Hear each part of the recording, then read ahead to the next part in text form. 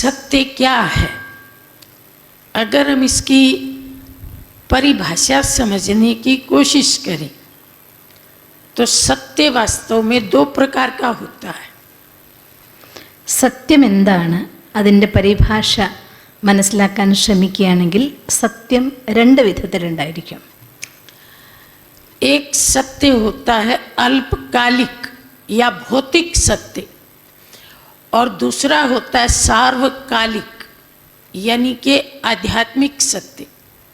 ചിലത് അല്പകാല സത്യങ്ങളും ചിലത് സദാകാല സത്യങ്ങളും, അതായത് ആധ്യാത്മിക സത്യങ്ങൾ. जिसको हमने भौतिक सत्य कहा, अल्पकालिक सत्य कहा.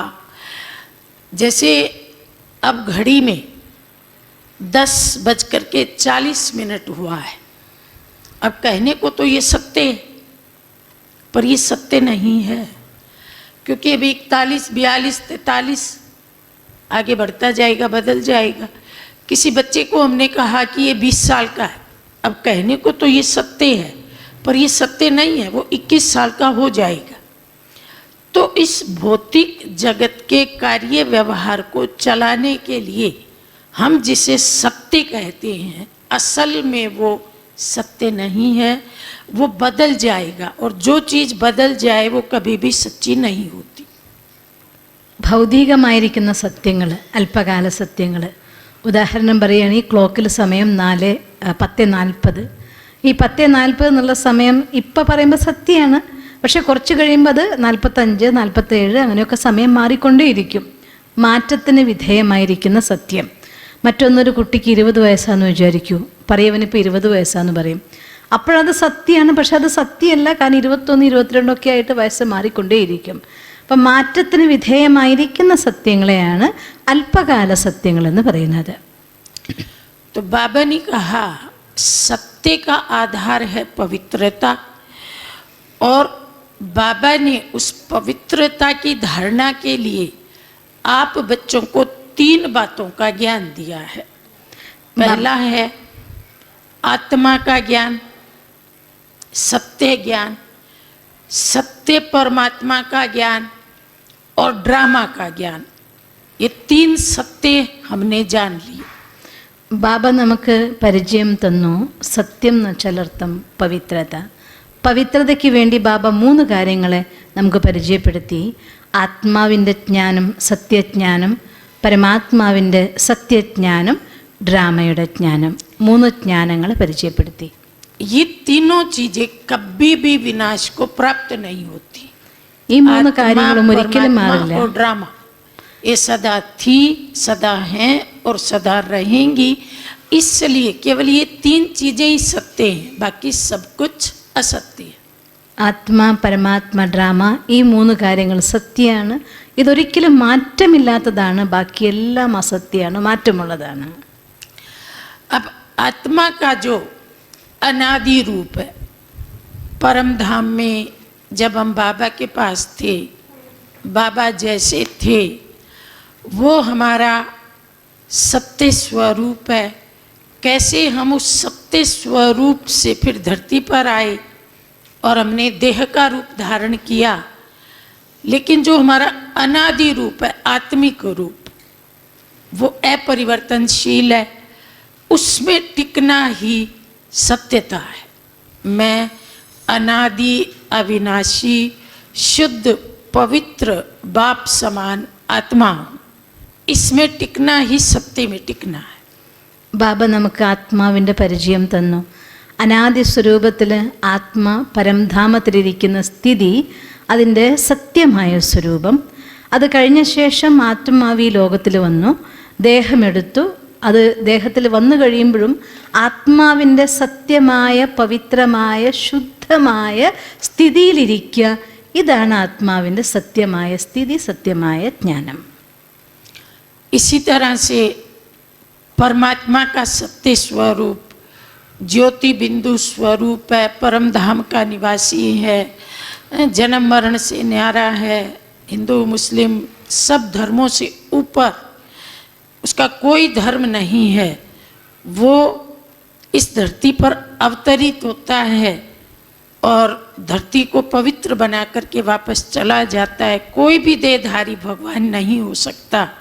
उस ज्योति बिंदु को उसके सही स्वरूप में जानना वो सत्य है। അതുപോലെ പരമാത്മാവിൻ്റെ സത്യജ്ഞാനം, പരമാത്മ ജ്യോതിർബിന്ദു സ്വരൂപമാണ്, സത്യമാണ്, അവിനാശിയാണ്. പരമാത്മാ ഹിന്ദു മുസ്ലിം എന്നുള്ള യാതൊരു ധർമ്മങ്ങൾക്കും ഉപരിയായിരിക്കുന്ന സർവധർമ്മങ്ങളിലും മാനനീയനായിരിക്കുന്നവനാണ്. ആ ജ്യോതിസ്വരൂപനായിരിക്കുന്ന പരമാത്മാവിനെ ആ സത്യസ്വരൂപത്തിൽ, അതിൻ്റെ ഒറിജിനൽ ജ്യോതിസ്വരൂപത്തിൽ മനസ്സിലാക്കുക. അത് സത്യമായ പരമാത്മജ്ഞാനം.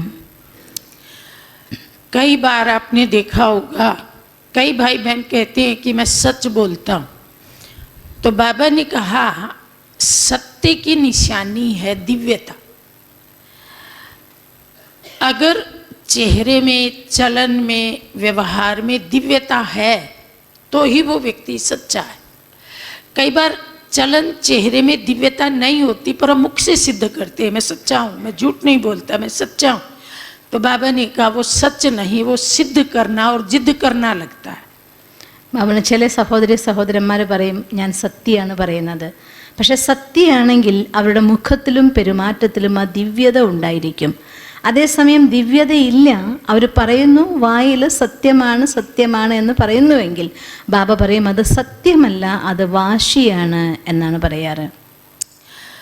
तो पहली निशानी सत्य की दिव्यता। दूसरा बाबा ने कहा है सच तो नच। सत्य की दूसरी निशानी है वो हमेशा नाचेगा, खुश रहेगा, निर्भय होगा। പിന്നെ മറ്റൊന്ന് ബാബ പറയും സത്യം എപ്പോഴും നൃത്തം ചെയ്യും. സത്യത്തിൻ്റെ അടയാളമാണ് അവർ സന്തോഷമായിരിക്കും, നൃത്തം ചെയ്യും എന്നുള്ളത്. इसके लिए बाबा ने एक मुरली में श्री कृष्ण जी 5 मुंह वाले नाग के ऊपर नृत्य कर रही।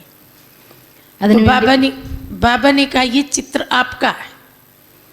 അതിനുവേണ്ടി ബാബ മുരളിയിൽ പറഞ്ഞു തന്നു, പഞ്ചമുഖിയായിരിക്കുന്ന സർപ്പത്തിന് മേലെ നൃത്തം ചെയ്യുന്ന കൃഷ്ണന്റെ രൂപം അത് സത്യത്തിൻ്റെ അടയാളം കാണിക്കുന്നതാണ്. आप सच्चे हो इसलिए नाच रहे हो, ये आपका चित्र है, एक कृष्ण का चित्र नहीं है। जो सच्चा होता है वो हर परिस्थिति में नाचता है। बेशक 5 विकार भयंकर रूप में हो, प्रकृति का विकराल रूप हो, कितनी भी कड़ी परिस्थिति हो, लेकिन वो अपने सत्य पर अडिग रहता है. സത്യമായ വ്യക്തി അവരെപ്പോഴും തൻ്റെ അവസ്ഥയിൽ നിർഭയായിക്കൊണ്ട് സത്യത്തിൽ നൃത്തം ചെയ്തുകൊണ്ടിരിക്കും.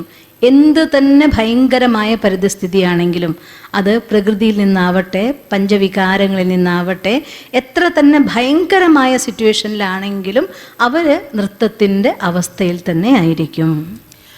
भारत की जो राष्ट्रीय मोहर है, राष्ट्रीय चिन्ह है, उस पे लिखा हुआ है सत्यमेव जयते, मतलब सत्य की हमेशा जीत होती है. लेकिन हम देखते हैं भारतवासी तो घड़ी घड़ी हार ही रही हैं.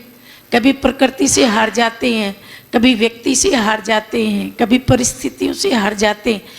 हमारा एम्बलम तो इतना सुंदर है, फिर हम हारते क्यों हैं? बीमारियों से हारते हैं, आतंकवाद से हारते हैं.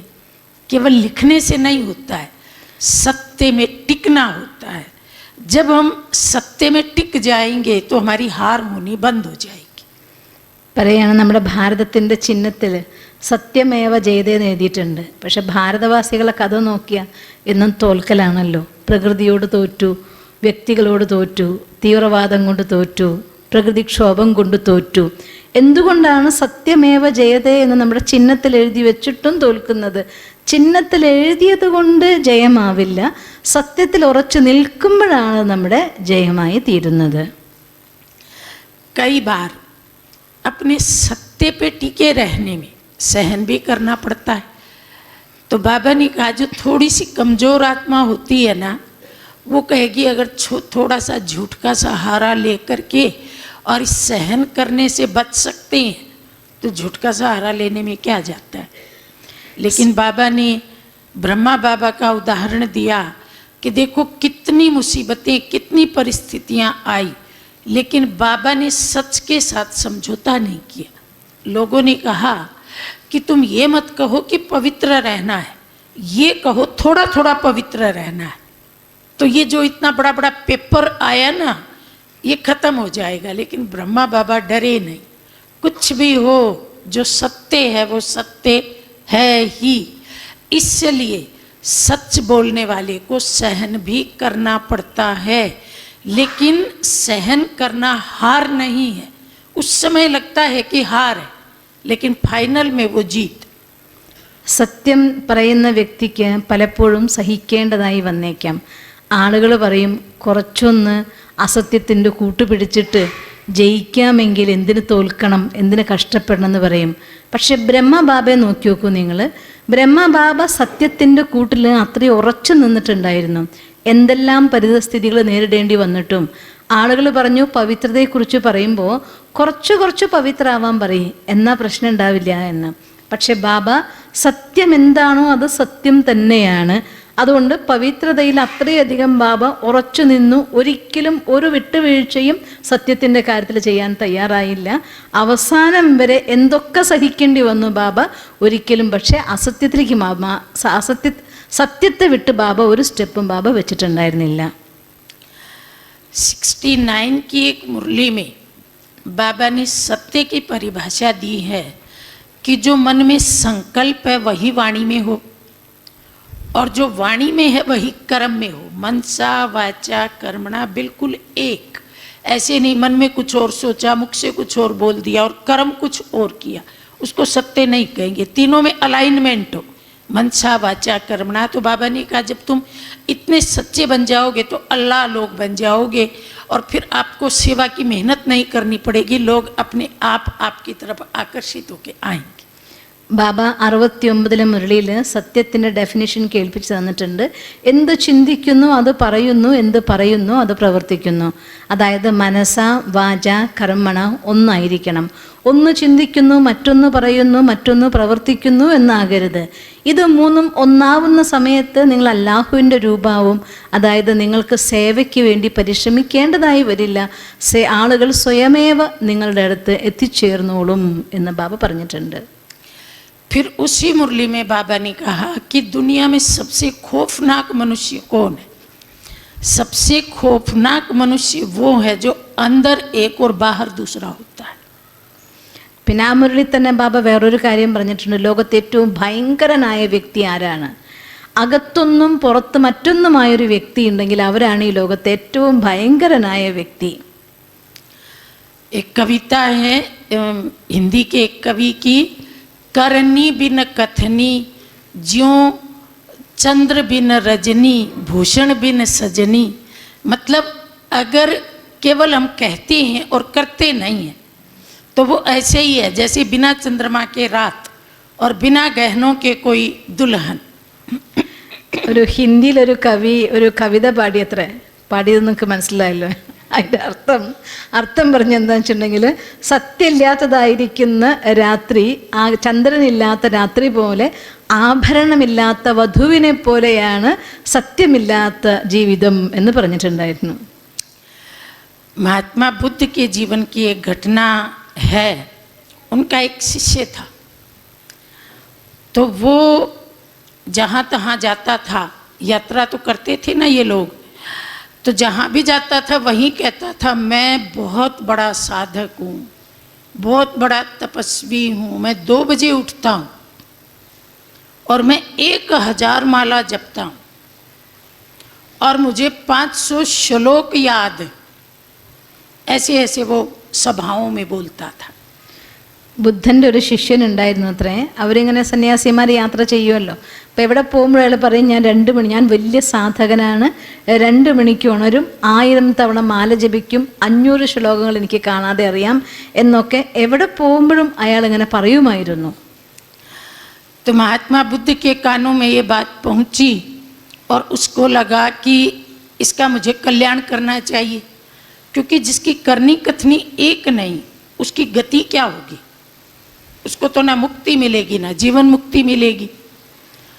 तो महात्मा बुद्ध ने उसको अपने पास बुलाया और कहा कि चलो अपन दोनों एक लंबी यात्रा पर चलते हैं. അപ്പോൾ ബുദ്ധന് തോന്നി, ബുദ്ധൻ്റെ ചെവിയിലെത്തി ഇങ്ങനെ ഇയാൾ പറയുന്നുണ്ടെന്നുള്ള കാര്യം. അപ്പോൾ ബുദ്ധന് തോന്നി ഈ ആത്മാവിന് മംഗളം ചെയ്യണമല്ലോ എന്ന് തോന്നി. അങ്ങനെ ബുദ്ധൻ അവരോട് പറഞ്ഞു അത്രേ, ഈ ഒരു കാര്യം ചെയ്യ്, നമുക്ക് രണ്ടുപേർക്കും കൂടെ ഒരു ലോങ് യാത്രയ്ക്ക് പോകണം, ഒരു ദീർഘയാത്രയ്ക്ക് തീർത്ഥാടനത്തിന് പോകണം എന്ന് പറഞ്ഞു. കാരണം ബുദ്ധന് തോന്നി ഇയാൾ പറയുന്നതും പ്രവർത്തിക്കുന്നതും രണ്ടായ ഈ ആത്മാവിന് മംഗളം ചെയ്യണമല്ലോ എന്ന് തോന്നിയിട്ട് പറഞ്ഞതായിരുന്നു. तो दोनों रास्ते पे चलते जा रहे थे. उस जमाने में पशुधन, गोधन बहुत बड़ी चीज़ मानी जाती थी. एक व्यक्ति के पास हजारों गाय होती थी. तो कोई की गायें आ रही थी सामने से सड़क पे, पूरी सड़क गऊओं से भरी पड़ी थी. तो महात्मा बुद्ध ने पूछा कि ये कितनी गऊएं हैं, जरा तुम गिनती तो करो.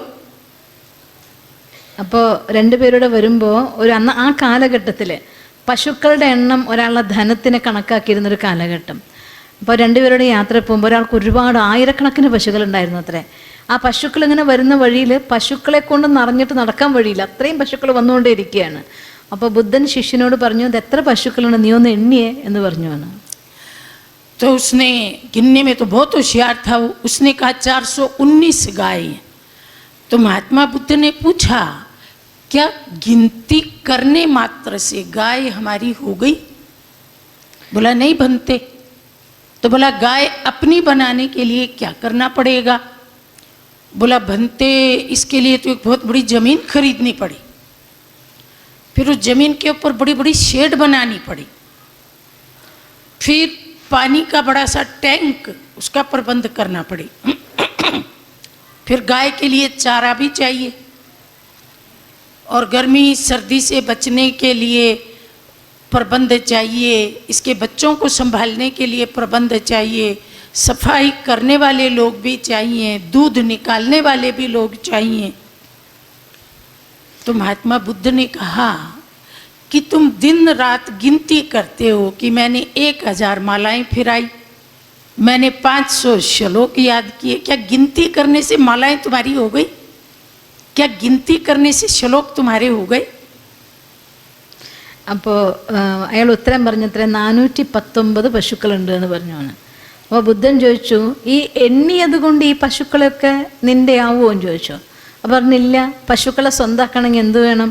ആദ്യം കുറച്ച് ഭൂമി വാങ്ങണം, അവിടെ പശുക്കൾക്കുള്ള തൊഴുത്തുണ്ടാക്കണം, അത് കഴിഞ്ഞ ശേഷം അവർക്ക് വെള്ളത്തിന് വേണ്ട തയ്യാറെടുപ്പ് നടത്തണം, ആഹാരത്തിന് വേണ്ടതായിരിക്കുന്ന പുല്ലോ വൈക്കോലോ അങ്ങനെയുള്ള കാര്യങ്ങളൊക്കെ റെഡിയാക്കണം, ഈ പശുക്കളിലെ കുട്ടികളെ നോക്കാനുള്ള ആൾക്കാരെ വേണം, പശുവിനെ കറക്കാനുള്ള ആൾക്കാരെ വേണം, ഇങ്ങനെ വേണ്ട കാര്യങ്ങളൊക്കെ പറഞ്ഞപ്പോൾ ബുദ്ധൻ പറഞ്ഞിട്ട്, അതുപോലെ നീയും ഞാൻ 1000 മാല ജപിക്കുന്നു, 500 ശ്ലോകം ഓർക്കുന്നു എന്നൊക്കെ പറഞ്ഞതുകൊണ്ട് അത് നിൻ്റെയായോ എന്ന് ചോദിച്ചു എന്ന്. तो उसको समझ में आ गया कि बुद्ध क्या कहना चाहते हैं. जितना करते हो उतना ही कहो, क्योंकि हम बिना किए अगर अपनी बात का वर्णन कर देते हैं तो कई बार वो कर्म प्रत्यक्ष हो ही नहीं पाता और हमारी बात लोगों तक पहुंच जाती है. इसलिए बाबा मुरली में कहता है, पहले करो और फिर कहो. जब तक किया नहीं है तब तक कहो मत. जैसे एक व्यक्ति हमको कहता है कि उसने अभी गन्ने का खेत लगाया नहीं है, हमको कहता है मेरे खेत में आ जाना गन्ने चूसने के लिए. हम गए, गन्ने तो अभी लगे ही नहीं है. अरे पहले गन्ने लगा तो सही, उनको बढ़ा तो कर, पकने तो दे, उसके बाद निमंत्रण देता. तूने तो पहले ही निमंत्रण दे दिया. तो पहले काम को करो और उसके बाद कहो. ये है सत्य. പറയാണ് ഒരു കാര്യം അത് എന്താണെങ്കിലും നമ്മൾ ഏത് കാര്യമാണെങ്കിലും ആദ്യം ചെയ്യണം, പിന്നെ അത് പറയണം. അത് ചെയ്യാതെ പറയുന്നത് അസത്യമായിട്ട് മാറും.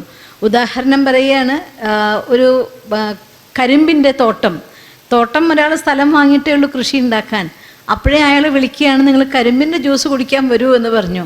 ആളുകൾ ചെന്ന് നോക്കുമ്പോൾ കരിമ്പിൻ്റെ തൈ നടുന്നേ ഉള്ളൂ. ആദ്യം കരിമ്പിൻ്റെ തൈകളെ നടണം, അതിൽ കരിമ്പ് വളർത്തണം, എന്നിട്ട് ജ്യൂസ് എടുക്കുന്ന സമയമാകുമ്പോഴല്ലേ കുടിക്കാൻ വിളിക്കേണ്ടത്, അല്ലാതെ ഭൂമി വാങ്ങിക്കുമ്പോൾ കുടിക്കാൻ വിളിച്ചിട്ട് കാര്യമില്ലല്ലോ. അതുപോലെയാണ് പറയുന്നതും പ്രവർത്തിക്കുന്നതും രണ്ടാകുമ്പോഴുള്ള അനുഭവം. അതുകൊണ്ട് ബാബ എപ്പോഴും മുരളി പറയും, ആദ്യം നിങ്ങൾ പ്രവർത്തിക്കൂ, പിന്നെ നിങ്ങൾ പറയൂ എന്ന് ബാബ മുരളിയിൽ പറയും. बाबा ने चार्ट के संबंध में भी एक सत्य बात बताई है कि मान लीजिए पुरुषार्थ में आपकी जीत होती है, तो वो भी बाबा को बताओ. और पुरुषार्थ में कहीं माया आ गई तो वो भी बाबा को बताओ। कई बच्चे क्या करते हैं, माया आ गई वो चिट्ठी तो बाबा को लिख देते हैं, लेकिन पुरुषार्थ में मुझे कैसे कैसे जीत मिली, कितना अच्छा योग लगा, कितनी अच्छी सफलता मिली, वो नहीं बताते। बाबा ने कहा एक तरफी बात मत लिखो, दोनों लिखो, हार भी लिखो जीत भी लिखो, तब कहेंगे कि आपका चार्ट सच्चा है। ബാബ ചാർട്ട് എഴുതുന്നതും എങ്ങനെ സത്യമാവണമെന്ന് പറഞ്ഞു തന്നിട്ടുണ്ട്. ചില കുട്ടികൾ ബാബയ്ക്ക് ചാർട്ട് എഴുതുമ്പോൾ നിങ്ങൾ അഥവാ മായ വന്നു തോറ്റുപോയി വല്ല പ്രയാസം ഉണ്ടായാൽ ബാബ മായ വന്നു തോറ്റുപോയി എന്നൊക്കെ പറഞ്ഞ് ബാബയ്ക്ക് എഴുതും. അതേസമയം പുരുഷാർത്ഥത്തിൽ എന്തെങ്കിലും ജയം കിട്ടുമ്പോൾ ഇത്ര നല്ല പുരുഷാർത്ഥം ചെയ്ത് ഇന്നതുണ്ടായി ഇതൊന്നും ബാബയോട് പറയില്ല. ബാബയോട് ഒരു വശം മാത്രം എഴുതരുത്, 2 വശവും ജയവും പരാജയവും ബാബയോട് പറയണം. അപ്പോഴാണ് നിങ്ങളുടെ സത്യമായ ചാർട്ടാകുന്നത്. दूसरी बात बाबा ने कही कि जब आप कोई सेवा करने के लिए जाते हो तो बाबा को पूरा समाचार सुनाते हो। जैसे मान लीजिए मैं अमुक जगह जा रही हूँ बाबा, वहाँ पे प्रदर्शनी करनी है, वहाँ पे इतने लोग आने वाले, लेकिन प्रोग्राम करके जब वापस आते हो तो क्या क्या किया वो सुनाते ही नहीं हो, तो वो भी अधूरा सत्य है। प्रोग्राम करने जाओ तब भी पूरा सुनाओ और वापस लौट करके क्या क्या हुआ वो भी पूरा सुनाओ, तब पूरा सत्य होगा. സേവയെക്കുറിച്ചും ബാബ പറയും. എന്തെങ്കിലും സേവയ്ക്ക് വേണ്ടി പോകുന്ന സമയത്ത് ബാബ ഇങ്ങനെയൊക്കെയാണ്, ഇത്ര ആൾക്കാർ വരുന്നു വിചാരിക്കുന്നുണ്ട്, ഇങ്ങനെയൊക്കെയാണ് പ്രോഗ്രാം, ഈ കാര്യങ്ങളൊക്കെ നിങ്ങൾ പറയുന്നു. പോയി കഴിഞ്ഞു വരുമ്പോൾ അവിടെ എന്താ നടന്നത്, എത്ര ആൾ വന്നു, എന്തൊക്കെ സേവ ചെയ്തു, ഈ കാര്യങ്ങളും നിങ്ങൾ ബാബയോട് പറയണം, റിപ്പോർട്ടും കൊടുക്കണം. അപ്പോഴാണ് ബാബയുടെ അടുത്ത് സേവയെക്കുറിച്ച് സത്യം പറയലായിട്ടുള്ളൂ. जो सच बोलता है वो हल्का रहता है, निश्चिंत रहता है, निर्भय रहता है. सच में बड़ी ताकत है. मधुबन में एक पुराने भाई हैं, बाबा के ज़माने के, कुमार है वो, आप सब जानते हैं, विनोद भाई, जो कभी अमेरिका जाते हैं और कभी हॉस्पिटल का शायद उनको मैनेजर बना रखा है. कभी कुमार है वो, विनोद जैन. विनोद जैन. मोहन सिंगल भाई ने ही उनको ज्ञान दिया था, दोनों इकट्ठे पढ़ते थे वो. तो वो जब बाबा से मिलने आई तो बाबा ने कहा, बच्चे आज तक तेरे जीवन में जो भी कुछ घटनाएं घटी हैं वो सारी की सारी बाबा को लिख करके दी. तो जितनी भी याद होती हैं, क्योंकि उस समय तो यंग एज थी, मान लो 20-22 साल भी थी, तो 20-22 साल की तो बहुत बातें हो जाती, तो वो पूरी की पूरी अच्छी सी एक मोटी सी ऐसे डायरी में लिख करके और बाबा के सामने रखी.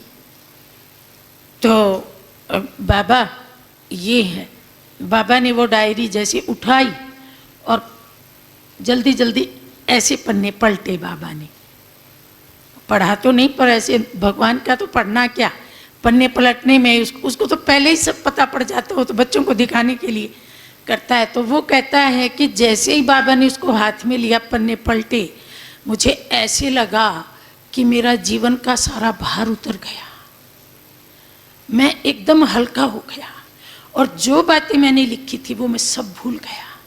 नहीं तो अपने पास्ट की बातें अपने को अंदर ही अंदर बहुत कुरेदती हैं, बार बार याद आती हैं, मैंने ये कर दिया था, ये कर दिया था, मैं सब कुछ भूल गया और जैसे उड़ गया. मेरे पुरुषार्थ में इतनी एक तरह से उन्नति हुई, इतनी लाइटनेस आ गई. तो सत्य में बहुत ताकत है, और सत्य वाला हमेशा हल्का रहता है, नींद अच्छी आती है, भूख अच्छी लगती है, मुस्कुराता रहता है. सत्य में बहुत ताकत है. तो हम भी अपने प्रैक्टिकल जीवन में अगर कोई इतनी सी भी बात होती है ना, तो हमें तुरंत बाबा को बताना चाहिए. പറയണ ദീദി, സത്യം എപ്പോഴും നിർഭയമായിരിക്കും, നിശ്ചിന്തരുമായിരിക്കും. ഉദാഹരണം പറയാണ്, മധുബനിലൊരു കുമാർ ഭായ് ഉണ്ടായിരുന്നു, വിനോദ് ജെയിൻ എന്നാണ് പേര്. മോഹൻ സിംഗാൽ ഭായ് അദ്ദേഹത്തിന് ജ്ഞാനം കൊടുത്ത് എപ്പോഴും സേവയ്ക്ക് പലപ്പോഴും നന്നായി പോകുന്നൊരു കുട്ടിയായിരുന്നു. അപ്പോൾ ആ ഭായിയുടെ അടുത്ത് പ്രാവശ്യം ബാബാമേലം നടത്തിയപ്പോൾ ബാബ പറഞ്ഞു, അത്ര കുട്ടി, നിൻ്റെ ജീവിതത്തിൽ ഇതുവരെ 27 വയസ്സുള്ള സമയം ഇതുവരെ എന്തെല്ലാം കാര്യങ്ങൾ ജീവിതത്തിൽ ഉണ്ടായിട്ടുണ്ടോ അതെല്ലാം ബാബയ്ക്ക് എഴുതി തരാൻ പറഞ്ഞാണ്. ആ കുട്ടി വിശദമായി എഴുതി കഴിഞ്ഞപ്പോൾ ഒരു ചെറിയ ഡയറി എത്രയായി. അത് ബാബയ്ക്ക് കൊടുത്ത സമയത്ത് ബാബ അത് എടുത്തിട്ട് ഡയറി എടുത്ത് ഇങ്ങനെ വായിക്കുമ്പോൾ ഇങ്ങനെ പേജ് മറച്ചു. അത്രേ ഭഗവാനല്ലേ, വായിക്കേണ്ട കാര്യമൊന്നുമില്ല, ബാബയ്ക്ക് അറിയാം, എന്നാലും കുട്ടികളെ കാണിക്കാൻ വേണ്ടി വായിച്ചു എന്നുള്ള ബോധ്യം ഉണ്ടാക്കാൻ വേണ്ടി ബാബ ആ പേജ് ഇങ്ങനെ മറച്ചു. അത് ബായി പറയുന്നത്, അത് കഴിഞ്ഞതോട് കൂടിയിട്ട് ജീവിതത്തിൽ അതുവരെ പല രീതിയിലുള്ളതായിരിക്കുന്ന കർമ്മ ജീവിതത്തിലെ സാഹചര്യങ്ങളും സിറ്റുവേഷൻസും ഒക്കെ ഉണ്ടായിരുന്നു. അതെല്ലാം ഒരു സെക്കൻഡിലില്ലാതായി മറന്നുപോയ പോലെ ജീവിതത്തിൽ അതുവരെയുള്ള എല്ലാ കാര്യങ്ങളും മറന്ന് എല്ലാ ഭാരവും ഇല്ലാതായി ഫ്രീ ആയി മാറി. അത് സത്യത്തിൻ്റെ ശക്തിയാണ്. സത്യത്തിന് നമ്മളെ പൂർണ്ണമായിട്ട് ഭാരമില്ലാതാക്കാൻ സാധിക്കുന്ന ശക്തിയുണ്ട്. बाबा की मुरली में आता है, बाबा विदेशियों को कहते हैं. बाबा को विदेशियों की एक बात बहुत अच्छी लगती है. कौन सी बात अच्छी लगती है? सच बोलते हैं. कुछ भी हो जाए छिपाएंगे नहीं, झट सच बोलेंगे. तो जब बच्चे सच बोलते हैं तो जो गलती होती है वो भी आधी तो माफ़ बाबा कर देता है और बाकी आधी आप अपने पुरुषार्थ से सुधार लो. तो जब मैं बाबा की मुरली की ये पॉइंट सुनती हूँ तो मैं कहती हूँ, बाबा बड़े बड़े काम करना तो मुश्किल होता है लेकिन सच बोलना तो बहुत ही सरल है. तो अगर सच बोल करके नैया ऐसे पार हो सकती है तो आपको सच सुनाने में हमारा क्या जाता है. हम दिन में 10 बार भी आपको सच्ची बात सुनाएंगे, चाहे हम जीते चाहे हम हारे, चाहे हम कहीं गए चाहे हम आए. आप बुद्धि रूपी नेत्र के सामने बाबा को लाए और बाबा को झट सारी बात सुना दी. कौन सी देर लगती है? कागज़ पेन भी नहीं चाहिए, कहीं भी बैठ के गाड़ी में कहीं भी बैठ करके आप सुना सकते हो.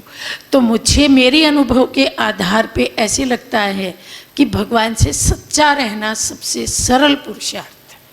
ബാബ മുരളിയിലെ വിദേശികളെ കുറിച്ചൊരു നല്ല കാര്യം ബാബയ്ക്ക് ഇഷ്ടമുള്ള കാര്യം കൊണ്ട് പറയാറുണ്ട്.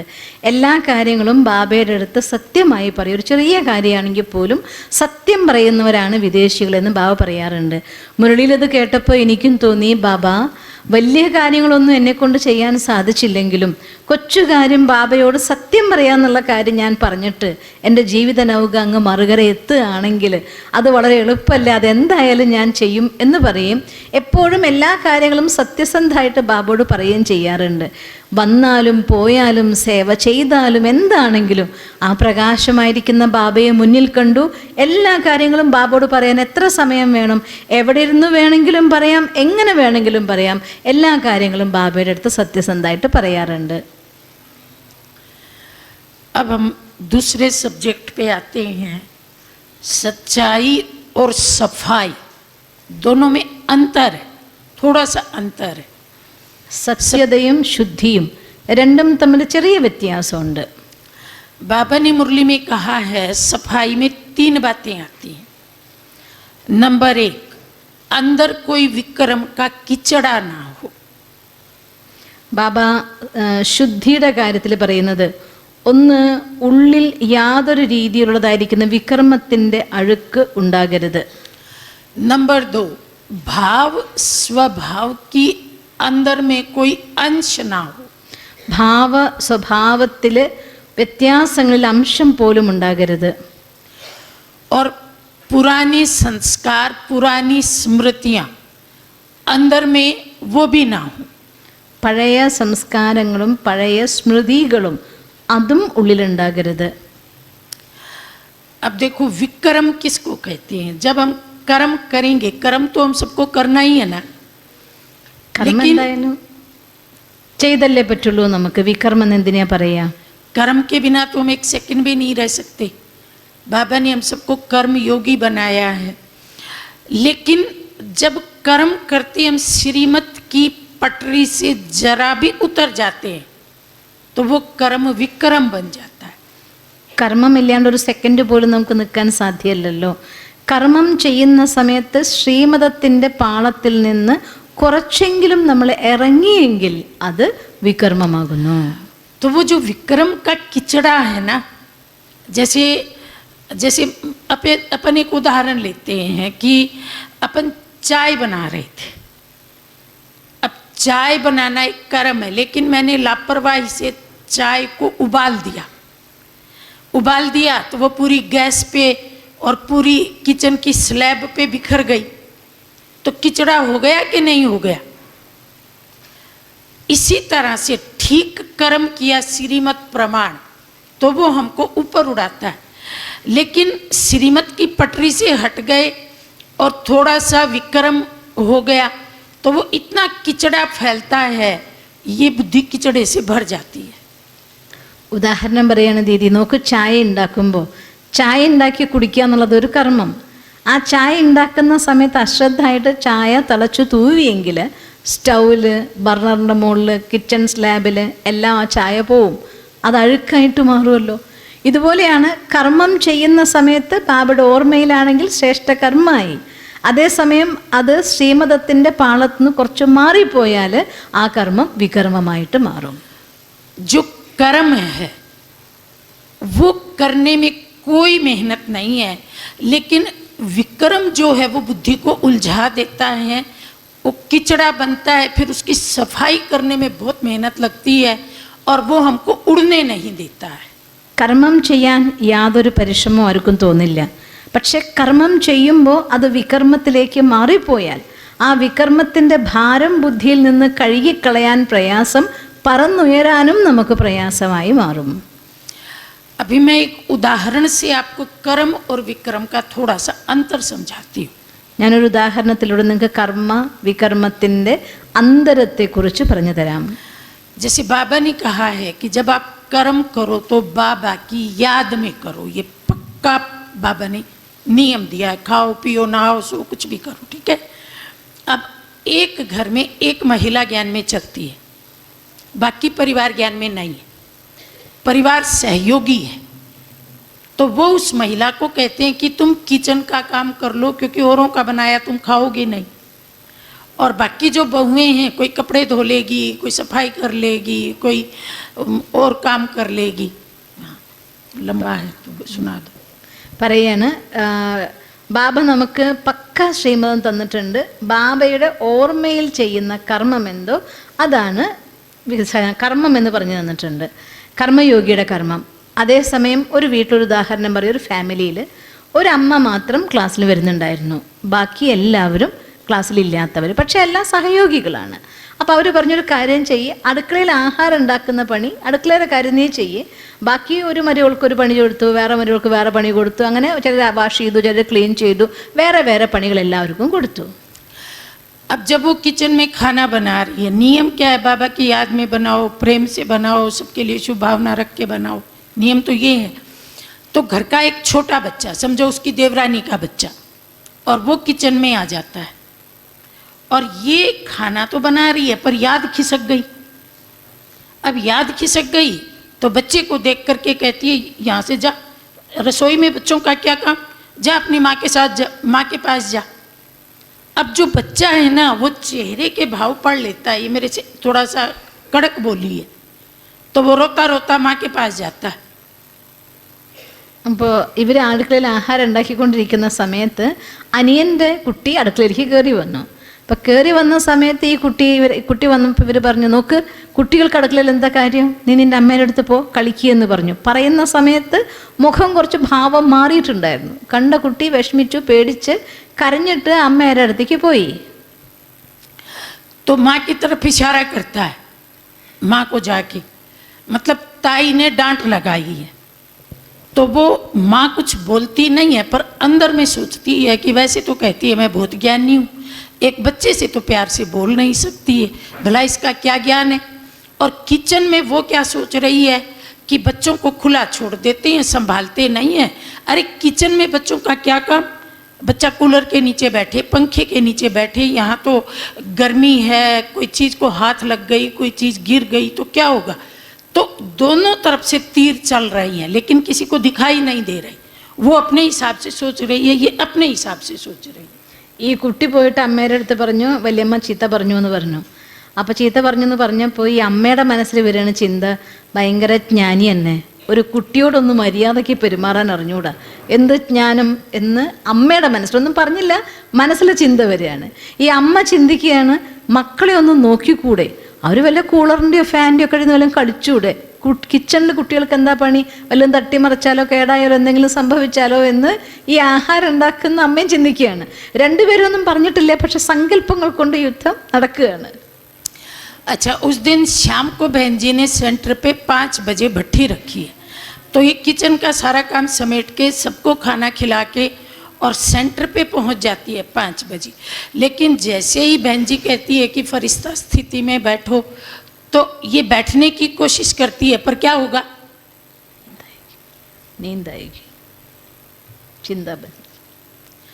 जैसे ही बैठने की कोशिश करेगी दिन वाली घटना याद आएगी, बच्चा याद आएगा, बच्चे की माँ याद आएगी। इसको क्या क्या संकल्प चले थे, बच्चे को खुला छोड़ देते हैं, रसोई में आ गया बच्चा, भला रसोई कोई बच्चों के खेलने की जगह है? तो ये उड़ने की कोशिश करेगी लेकिन उड़ नहीं सकेगी, क्योंकि विक्रम का कीचड़ा अंदर भरा हुआ है। ये विक्रम का कीचड़ा उसको हल्का भी नहीं होने देगा, उड़ने भी नहीं देगा, उसका योग भी नहीं लगने देगा, उसका पांव पकड़ के बैठ जाएगा कि तुम मेरे ही साथ रहो, पहले मुझे साफ करो फिर ऊपर जाना। അപ്പോൾ അത് കഴിഞ്ഞിട്ട് വൈകുന്നേരം 5 മണിക്ക് സെൻറ്ററിൽ ബട്ടി വെച്ചിട്ടുണ്ടായിരുന്നു. വീട്ടിലെല്ലാവർക്കും ആഹാരമൊക്കെ കഴിപ്പിച്ച് കഴിഞ്ഞു, പണിയൊക്കെ തീർത്ത് വെച്ചു. ഈ അമ്മ സെൻറ്ററിൽ വന്നു, യോഗയ്ക്ക് വേണ്ടിയിരുന്നു. സിസ്റ്റർ പറഞ്ഞു ഫരിസ്ത സ്ഥിതിയിലിരിക്കുമെന്ന്. ഈ അമ്മയുടെ മനസ്സിൽ എന്നാലും ഈ കുട്ടികളെങ്ങനെ നോക്കാണ്ട് വിട്ടിട്ട്, അടുക്കളയിലുള്ള കുട്ടികൾക്ക് കളിക്കാനുള്ള സ്ഥലം അടുക്കളയാണ്, ഇങ്ങനെയുള്ള ചിന്ത നടന്നുകൊണ്ടേ ഇരിക്കുകയാണ്. മോളിലേക്ക് പോകാൻ അവർ എത്ര ശ്രമിച്ചാലും അവർക്ക് മോളിലേക്ക് പോകാൻ പറ്റുന്നില്ല. കാരണം വികർമ്മമാകുന്ന അഴുക്ക് അതിവിടെ നിറച്ചു. ഇവിടെ നിറച്ചു കഴിഞ്ഞാൽ അത് ശുദ്ധീകരിക്കാതെ ഇവിടുന്ന് പോകാനായിട്ട് സാധ്യമല്ല.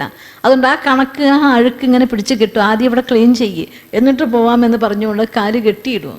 അതുകൊണ്ട് വികർമ്മത്തിന് വരാൻ സമ്മതിക്കരുത്. अच्छा, इसी स्टोरी को हम दूसरे तरीके से सुनते हैं। जब वो बच्चा किचन में आया, वो बाबा की याद में थी, बच्चे को भी आत्मा देख रही थी, तो उसने बहुत प्यार से कहा, आ बेटा इधर आ, मैं तेरे को लड्डू देती हूँ। तो किचन में तो काजू भी होता है, बादाम भी होते हैं, लड्डू बहुत कुछ होता है किचन में। तो वो बच्चे को लड्डू पकड़ाती है और कहती है वहाँ बाहर, वहाँ बैठ के खा ले ठंडे ठंडे, और तेरे को और लड्डू चाहिए ना तो ये ख़त्म होने के बाद तू दोबारा आ जाना, मैं तेरे को फिर लड्डू दूंगी। तो वो बच्चा हाथ में लड्डू लेके ना दौड़ा जाता है। बच्चे को कोई चीज़ मिलती है तो सबसे पहले कहाँ जाता है पता है? माँ के पास जाता है। आज सुबह यहाँ एक बच्चा बैठा था ना, उसको मैंने गुलदस्ता दिया, बहन जी ने कहा, वो यूं दौड़ के सीधा माँ के पास गया। पता नहीं उसकी माँ उधर बैठी थी, तो सीधा माँ के पास जाता है, लड्डू दिखाता है और इशारा करता है। तो वो कहती है देखो ये ज्ञान में चलती है ना, कितनी भी बिजी हो पर बच्चों के साथ बहुत मीठा बोलती है, इतना प्यार से बोलती है।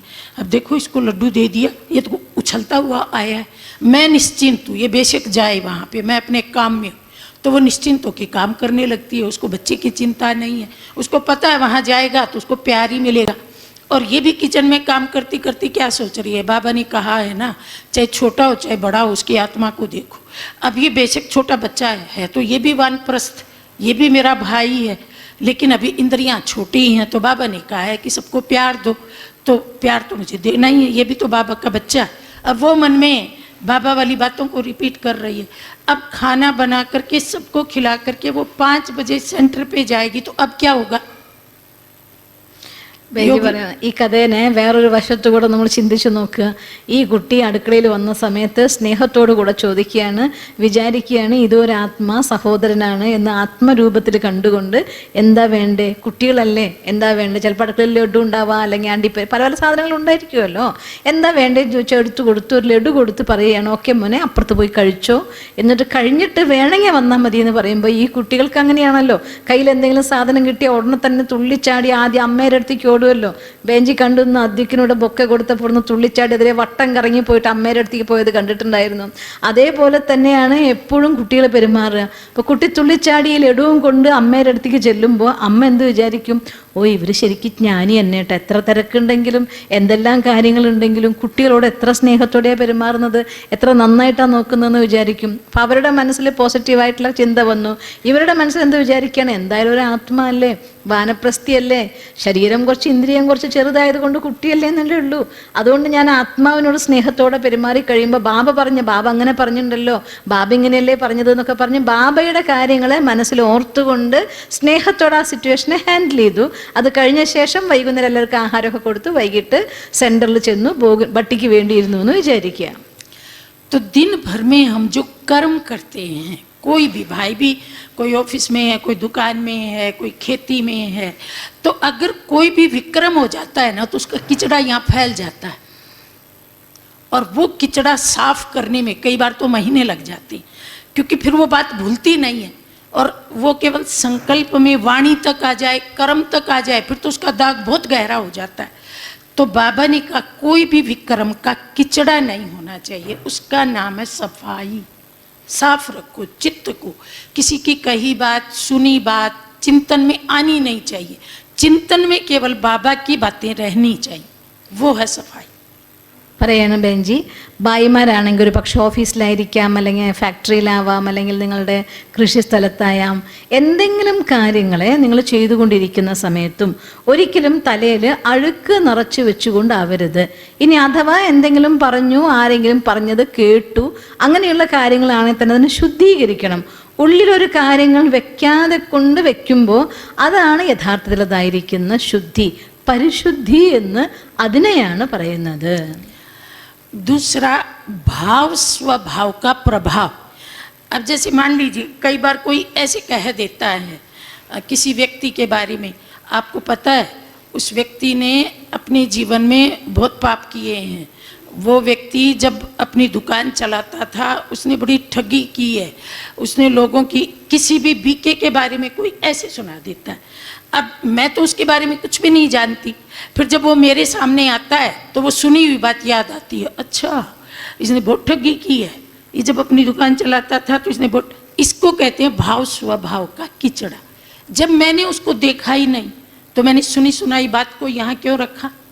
और बाबा कहता है हर एक आत्मा को उसके ओरिजिनल स्वरूप में देखो, हर आत्मा परम धाम से आई है, शुद्ध है, पवित्र है, और वैसे ही शुद्ध बन के उसे फिर परम धाम में जाना है। तो मैंने किसी की बात को चित्त पे क्यों रखा, किसी के भाव स्वभाव सुनी सुनाई बात को मैंने अपने मन में क्यों रखा, तो ये भी स्वच्छता नहीं। പിന്നെ മറ്റൊന്ന് ഭാവ സ്വഭാവത്തിലെ അശുദ്ധി. അതെങ്ങനെയാണെന്ന് വെച്ചാൽ ഒരാളെ കുറിച്ച് പറയുകയാണ്. ഇപ്പോൾ ക്ലാസ്സിൽ വരുന്ന ഒരു ഭായിനെ കുറിച്ച് പറയുക, നിങ്ങൾക്കറിയില്ല അവരെക്കുറിച്ചൊന്നും. നോക്ക്, അയാൾ ഷോപ്പ് നടത്തുന്ന സമയത്തെ ഇങ്ങനെ എല്ലാവരും ചതിച്ചിരുന്ന ഒരാളായിരുന്നു കേട്ടോ, പറ്റിച്ചിരുന്ന ആളായിരുന്നു. അയാൾ ഇങ്ങനെയാണ് അങ്ങനെയാണ് കുറച്ച് കഥ ആരോ വന്ന് പറയുന്നു. അതിനു മുന്നേ നമുക്ക് അവരെക്കുറിച്ച് ഒന്നും അറിയില്ല, നിങ്ങളൊന്നും കണ്ടിട്ടുമില്ല. പക്ഷേ ഈ കേട്ട കാര്യം നമ്മുടെ ഉള്ളിൽ പോയിട്ട് അയാൾ വരുമ്പോൾ നമ്മുടെ മനസ്സിൽ ഇയാൾ ഇങ്ങനെ ഉണ്ടായിരുന്നു അല്ലേ, അയാൾ അങ്ങനെ ആയിരുന്നു അല്ലേ എന്ന് ചിന്തിക്കുമ്പോൾ ഇതാണ് ഭാവ സ്വഭാവത്തിൻ്റെ പ്രഭാവം എന്ന് പറയുന്നത്. അവരെന്തോ ആയിക്കോട്ടെ, എങ്ങനെയോ ആയിരുന്നോട്ടെ, പരംധാമത്തിൽ നിന്ന് വന്ന ശുദ്ധമായ പവിത്രമായ ആത്മാ ഇനിയും ശുദ്ധ പവിത്ര ആത്മാവായിക്കൊണ്ട് തിരിച്ചു പോവേണ്ടതായിരിക്കുന്ന ആത്മാ ആ കണ്ണിൽ മാത്രം കാണുമ്പോൾ അത് ശുദ്ധിയായി, അതാണ് പരിശുദ്ധി എന്ന്. ഭാവ സ്വഭാവത്തിലെ പരിശുദ്ധി എന്ന് പറയുന്നത് അതാണ്. और तीसरी बात है पास्ट की स्मृतियों या संस्कारों का किचड़ा भी ना हो। आज का जो अव्यक्त इशारा था ना, उसमें बाबा ने बोला कि जो पास्ट के संस्कार हैं वो तो शूद्रों के संस्कार हैं। अब तुम ब्राह्मण हो तो तुमको ऐसे लगना चाहिए कि वो मैं नहीं था, कोई और था। अब जैसे कई बार हम कई किसी के साथ मिलते हैं, बैठते हैं, बातचीत करते हैं, वो अपना अनुभव सुनाता है, तो जैसे कोई महिला है वो कहती है बहन जी मैं ना पास्ट में बहुत दुखी थी, इतनी दुखी थी, पति ऐसे करता था, बच्चे ऐसे करते थे, पड़ोसी ऐसे करते थे। जब से ज्ञान में आई हूँ ना, और वो पास्ट को याद करके आंखों में पानी भी ले आती है। वो जो पास्ट था वो मेरा थोड़े था, वो तो उस शूद्र आत्मा का था। अब तो मैं ब्राह्मण हूं ना, तो मैं पास्ट में जाकर के शूद्र वाली बातों को याद करके रो रही हूं। मतलब थोड़ी देर के लिए तो मैं शूद्र बन गई ना, जबकि मैंने शूद्र से तो अपना हिसाब किताब चुकतू कर लिया था। तो पास्ट को याद करना, पास्ट का वर्णन करना, पास्ट को याद करके दुखी होना, पास्ट की बातों दूसरों को सुनाना जिनका कोई मतलब नहीं है, उसको तो फुल स्टॉप लगाना है। और पीछे मुड़ के भी देखो तो ऐसे देखो कि वो जीवन मेरा नहीं था, वो कोई और आत्मा थी। मैं तो ये हूँ जो सुख स्वरूप हूँ और सुख के सागर की गोदी में बैठी। तो वो पास्ट की स्मृतियाँ भी, वो भी कीचड़ा है, उसको भी जला दो. പിന്നെ മറ്റൊന്ന് പഴയ സംസ്കാരങ്ങളും സ്മൃതികളും. ഇന്നത്തെ അവ്യക്ത സൂചനയിൽ ബാബ പറഞ്ഞിട്ടുണ്ടായിരുന്നല്ലോ, പഴയ സംസ്കാരങ്ങളും സ്മൃതികളും ശൂദ്രൻ്റെ സംസ്കാരമാണ്. അതുകൊണ്ട് നമ്മുടെ എന്തെങ്കിലും പഴയ കാര്യങ്ങൾ, പഴയ സംസ്കാരങ്ങൾ, പഴയ സ്മൃതികൾ ഓർമ്മ വരുമ്പോൾ, പഴയ ജീവിതത്തെക്കുറിച്ച് ഓർക്കുമ്പോൾ ഒരിക്കലും ഞാനാണ് അത് എന്ന് വിചാരിച്ച് ഓർക്കരുത്. മറ്റൊരാളുടെ കാര്യം ഓർക്കും പോലെ, മറ്റൊരാളുടെ കഥയാണ് പോലെ നമ്മൾ ഓർമ്മിക്കാൻ ഓർമ്മ വരികയാണെങ്കിൽ പോലും ഓർക്കാവൂ. ചില അമ്മമാർ അല്ലെങ്കിൽ ചില ആളുകൾ പണ്ട് ഞാൻ അങ്ങനെയൊക്കെ അനുഭവിച്ചിട്ടുണ്ട്, അങ്ങനെയൊക്കെ കഷ്ടപ്പെട്ടിട്ടുണ്ട്, ഇങ്ങനെയൊക്കെ ആയിരുന്നു, എൻ്റെ ഭർത്താവ് അങ്ങനെ ഉപദ്രവിക്കുമായിരുന്നു, അല്ലെങ്കിൽ അവരങ്ങനെ ചെയ്യുമായിരുന്നു എന്നൊക്കെ പറഞ്ഞ് കരയുന്നത് കണ്ടിട്ടുണ്ട്. എന്ന് വെച്ചാൽ അർത്ഥം അവർ ആ പഴയ കാലത്തിനെ ഓർത്തപ്പോൾ കരഞ്ഞപ്പോൾ ആ സമയത്തേക്ക് അവർ വീണ്ടും ശൂദ്രനായി മാറി, ആ പഴയ സംസ്കാരത്തിലേക്ക്, പഴയ ഓർമ്മയിലേക്ക് പോയപ്പോൾ. അതുകൊണ്ട് ബാബ നമ്മുടെ അടുത്ത് പറയുകയാണ്, പഴയ കാലത്തെ ഓർമ്മകൾ പോലും അത് ശൂദ്രൻ്റെയാണ്, ബ്രാഹ്മണൻ്റെ അല്ല. നമ്മളിപ്പോൾ ബ്രാഹ്മണന്മാരാണ്. അതുകൊണ്ട് പഴയ സംസ്കാരങ്ങളെ, സ്മൃതികളെ എല്ലാം തന്നെ അത് മറ്റാരുടെയോ ആണ്, എൻ്റെ അല്ല എന്ന് വിചാരിച്ചുകൊണ്ട് നിങ്ങൾ മറന്നേക്കണം. ആ പഴയ സംസ്കാരങ്ങളോ സ്മൃതികളോ നമ്മുടെ ഉള്ളിലുണ്ടെങ്കിൽ പോലും അത് നമ്മുടെ അല്ല, അത് ശൂദ്രൻ്റെയാണ്, ശൂദ്ര സംസ്കാരമാവും. അതുകൊണ്ട് അതും മറക്കണം. അതാണ് പരിശുദ്ധി എന്ന് പറയുന്നത്. और अब हम तीसरे सब्जेक्ट पे आते हैं, सादगी. മൂന്നാമത്തെ സബ്ജക്റ്റ് സിംപ്ലിസിറ്റി. ये तो बड़ी कॉमन कहावत है, सादा जीवन उच्च विचार, सिंपल लिविंग हाई थिंकिंग. और इसका सबसे अच्छा एग्जाम्पल दुनिया में सारे कल्प में ब्रह्मा बाबा है. ഇനി അടുത്ത സബ്ജക്റ്റിലേക്ക് വരികയാണ്, മൂന്നാമത്തെ പോയിന്റിലേക്ക് വരികയാണ് സാധകി. സാധകി എന്ന് വെച്ചാൽ സിംപിളിസിറ്റി. മലയാളത്തിൽ സാധകി എന്ന് തന്നെ പറയും. നമുക്ക് സിംപിളിസിറ്റി പറഞ്ഞാൽ മനസ്സിലാവുമെന്ന് വിചാരിക്കണം. പറയാറുണ്ടല്ലോ സിമ്പിൾ ലിവിങ് ഹൈ തിങ്കിങ് എന്ന് പറയാറില്ലേ. എപ്പോഴും അതിൻ്റെ ഏറ്റവും ഉത്തമമായിരിക്കുന്ന ഉദാഹരണം നമ്മൾ കാണുന്നതാണ് നമ്മുടെ ബ്രഹ്മബാബ. बाबा ने अपना तन तो शिव बाबा को दे दिया, धन भी शिव बाबा को दे दिया, संबंधों में भी बाबा ने कोई रग नहीं रखी, लेकिन बाबा का खाना, पहनना, सोना और रहना ये सब भी अति अति सादे थे. बाबा कहता था कि जब दाल सस्ती हो तो दाल रोटी खाओ, और जब सब्जी सस्ती हो तब सब्जी खरीदो. कई बार सब्जी बहुत महंगी हो जाती थी ना, तो बाबा कहते थे अभी सब्जी मत खरीदो, दाल से काम चलाओ. तो बाबा हर हाल में मितव्ययता से चलता था. ना बाबा को खाने का शौक था, ना बाबा ने कभी अपने शौक के लिए कोई चीज़ बनवाई. ബ്രഹ്മബാബ അത്രയധികം സിമ്പിളായിട്ട് ശരീരം ബാബയ്ക്ക് കൊടുത്തു, ധനം ബാബയ്ക്ക് കൊടുത്തു, എല്ലാം ബാബയ്ക്ക് കൊടുത്തു. ഏറ്റവും സിംപ്ലസ്റ്റായിട്ട് മിതവ്യയത്തിലായിരുന്നു ബാബ ജീവിക്കുന്നുണ്ടായിരുന്നത്. പച്ചക്കറിക്ക് വില കൂടുതലാണെങ്കിൽ പരിപ്പും ചപ്പാത്തിയും കൊണ്ട് കാര്യം നടത്താമെങ്കിൽ നടത്താൻ പറയും ബാബ. പരിപ്പിനാണ് വില കൂടുതലെങ്കിൽ പരിപ്പില്ലാതെ പച്ചക്കറി കൊണ്ട് കാര്യം നടത്താൻ പറയും. അത്രയ്ക്ക് സിമ്പിളായിക്കൊണ്ട് എന്താണോ കുറഞ്ഞത് എല്ലാം ശിവബാബയ്ക്ക് കൊടുത്തിട്ട് എനിക്ക് എൻ്റെ ഇഷ്ടത്തിന് എന്ന് പറഞ്ഞുകൊണ്ട് ഒരു സാധനം പോലും ബാബ വാങ്ങിയിട്ടുണ്ടായിരുന്നില്ല. അത്ര സിമ്പിളായിട്ടായിരുന്നു ബാബ ജീവിക്കുന്നുണ്ടായിരുന്നത്. एक बार कलकत्ता का एक भाई जो बहुत पुराना साकार बाबा के आगे का है, वो बाबा से मिलने आया था. बाबा तब साकार में थे. तो उसने देखा कि बाबा की इतनी आयु है और बाबा तो ऐसे तेज चलते हैं, अभी यहाँ अभी वहाँ, बाबा में बहुत ताकत है. तो पता नहीं बाबा क्या खाता होगा, मुझे छिप करके देखना है कि बाबा खाता क्या है, बाबा में इतनी ताकत कैसी आई. वो पहली बार आया था साकार बाबा के टाइम, तो उसके मन में, और इतनी देर में क्या हुआ कि बाबा उसके सामने से गुजरे. बाबा ने कहा बच्चे आज ना दोपहर का भोजन तेरे को मेरे साथ करना है. तो उसने कहा अरे मैं तो सोच रहा था छिप करके देखूंगा, और ये तो बाबा ने मुझे निमंत्रण दे दिया, अच्छा हो गया, अब मैं देखूंगा बाबा क्या खाता है. तो भोजन आया, बाबा की थाली अलग आई, बच्चे की थाली अलग आई. तो बच्चे की थाली में तो पूरा भोजन आता है भाई, एक व्यक्ति का जो भोजन होता है, लेकिन बाबा की थाली में गोल गप्पे जैसी गोल गोल, गोलगप्पे की साइज कितनी होती है, उस साइज की चपाती और उबली हुई घिया की सब्जी, बस। उबली हुई किसकी सब्जी? कद्दू। ആ ഹാ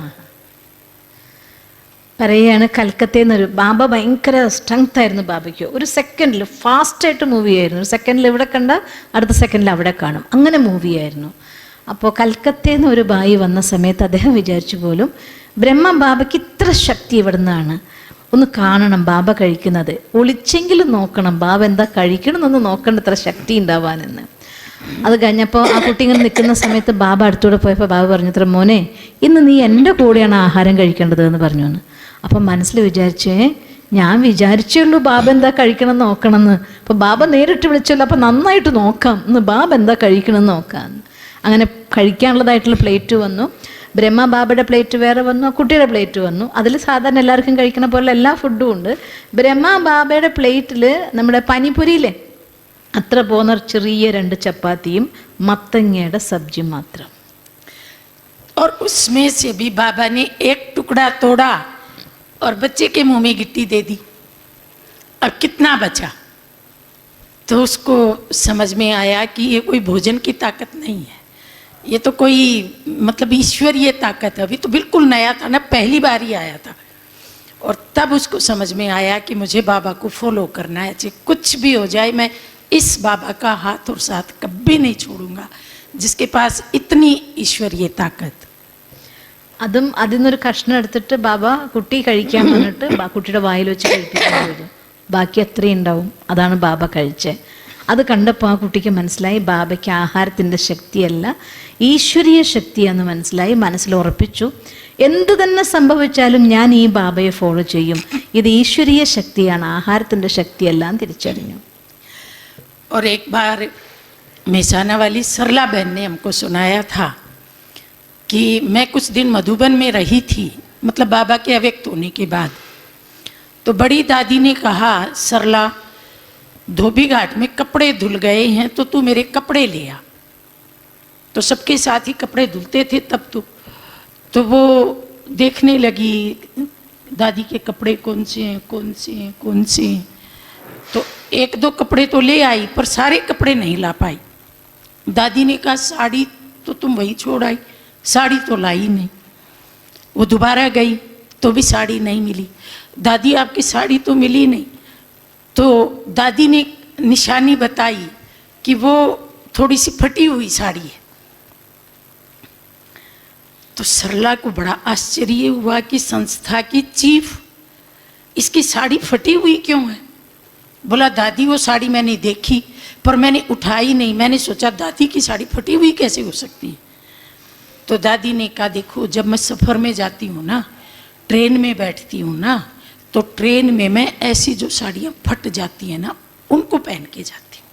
फिर जब आगे स्टेज पे बैठती हूँ तब बढ़िया साड़ी पहन लेती हूँ। तो हमारी दादियों की सादगी देखिए, तब भी तो दादी चीफ थी, लेकिन सादे कपड़े अपने पे बिल्कुल खर्च ना करना, ये हमने दादियों से भी सीखा। പറയുകയാണ് നമ്മുടെ മെഹസാനയിലെ സർല ബെഹൻ ബാബ അവ്യക്തായ ശേഷം മധുവനത്തിൽ കുറച്ച് നാൾ ദാദിക്കൊപ്പം താമസിച്ചിട്ടുണ്ടായിരുന്നു. അപ്പോൾ അന്ന് എല്ലാവരുടെ ഡ്രസ്സും കൂടി ഒന്നിച്ചാണ് ധോബിഘാട്ടിൽ അലക്കുക.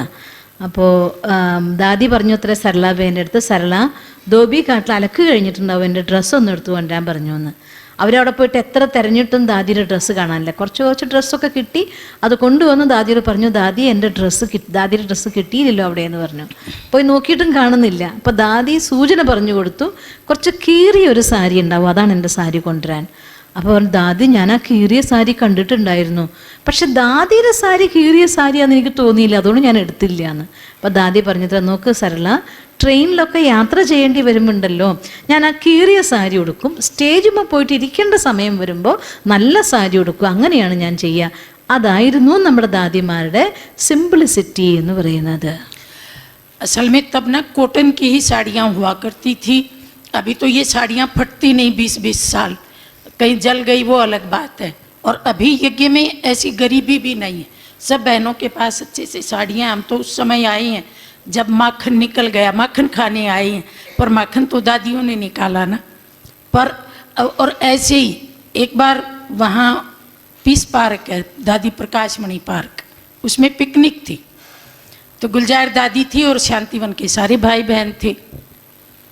दादी क्लास करा रही थी और एक भाई बाजू में बैठा हुआ कपड़े से बर्तन पोंछ रहा था, जिन बर्तनों में अभी सबको खाना खिलाना था। तो क्लास करा रही थी गुलजार दादी, नज़र पड़ी उस कपड़े पर जिस कपड़े से वो बर्तन पोंछ रहा था। तो दादी कहती है वो जिस कपड़े से बर्तन पोंछ रहा था वो शर्ट फटी हुई तो थी नहीं, नई शर्ट थी, वो तो नई शर्ट से ही बर्तन पोंछ रहा था। ऐसी नई शर्ट किसने फेंक दी? मतलब दिखता तो है ना भाई कपड़ा फटा हुआ है कि अच्छे से बटन लगे हैं, अच्छी सी बाजू है, सफ़ेद है, किसी का कुर्ता था, तो ऐसे किसने फेंक दिया? तो मैं मन में सोच रही थी, मैंने कहा दादी क्लास कराते कराते क्या देख रही है? नया कपड़ा कोई फेंकने की चीज़ होती है? कपड़ा तो बिल्कुल फट जाए तब हम फेंकते हैं। तो उस समय भी हमको दादी से बहुत अच्छा सीखने को मिला। പിന്നെ പറയണൊരു പ്രാവശ്യം പണ്ടൊക്കെ കോട്ടൺ സാരി ആയിരുന്നു എല്ലാവർക്കും കിട്ടുന്നുണ്ടായിരുന്നത്. അപ്പോൾ ഇപ്പോഴത്തെ സാരികൾ പിന്നെ അതിങ്ങനെ കീറുന്ന പ്രശ്നം വരുന്നില്ല. 10-20 വർഷമായാലും ഈ സാരി ഒന്നും കീറില്ല. അപ്പം അതുകൊണ്ട് അങ്ങനെയുള്ളതായിട്ടുള്ള സാരി ആയതുകൊണ്ട് വല്ല കത്തിപ്പോയുള്ള കാര്യമേ പറയാനുള്ളൂ, ബാക്കിയില്ല.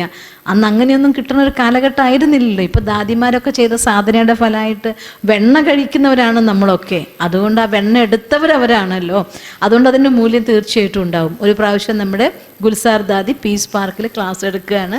അവിടെ അന്ന് എല്ലാവർക്കും ഉള്ള ഫുഡ് ഉണ്ടായിരുന്നു, സഹോദരന്മാരെല്ലാവരും ഉണ്ടായിരുന്നു. അപ്പോൾ ഒരു ബായി എല്ലാവർക്കും ഫുഡ് കൊടുക്കുന്നതായിരിക്കുന്ന പ്ലേറ്റ് തുടയ്ക്കുന്നുണ്ടായിരുന്നു. ദാദി ക്ലാസ് എടുത്തുകൊണ്ടിരിക്കുക, ആ ഫുഡ് തുടയ്ക്കുന്നവരുടെ കണ്ണു പോയിട്ടുണ്ടായിരുന്നു. അപ്പോൾ ദാദി ക്ലാസ് കഴിഞ്ഞപ്പോൾ ചോദിച്ചു അത്രേ, ഇതെന്താ ആ ബായി ഇങ്ങനെ പുതിയ കുർത്ത കൊണ്ട് പ്ലേറ്റ് തുടയ്ക്കുന്നത്? ആരാണ് ആ പുതിയ കുർത്ത ഒഴിവാക്കിയത് എന്ന് ചോദിച്ചു. കാരണം നമ്മൾ ബട്ടണൊക്കെ കൃത്യമായിട്ടുണ്ട്, നല്ല നിറമുണ്ട്, കീറിയിട്ടില്ല. ഈ ഡ്രസ്സ് എന്തിനാ, ആരാണ് കേടാവാതെ വസ്ത്രം ഒഴിവാക്കിയത് എന്ന് ദാദി ചോദിച്ചു. അപ്പോൾ ദീദി വിചാരിച്ചു, നോക്ക് ദാദി ക്ലാസ് എടുക്കുമ്പോൾ പോലും ദാദിയുടെ കണ്ണ് എവിടെ എത്തി എന്നുള്ള കാര്യം നോക്കാൻ ചിന്തിച്ചു പോയി. ഇതായിരുന്നു ദാദിമാരുടെ ശ്രദ്ധയും അവരുടെ സിംപ്ലിസിറ്റിയും. एक बार मैं बड़ी दादी से मिलने गई, 2004 की बात है। तब आबू में ना भयंकर अकाल पड़ा था, मतलब बरसात की एक बूंद भी नहीं गिरी थी, एक भी हरा पत्ता नहीं था। पशु मर रहे थे बिना पानी के और लोगों को पानी नहीं मिलता था।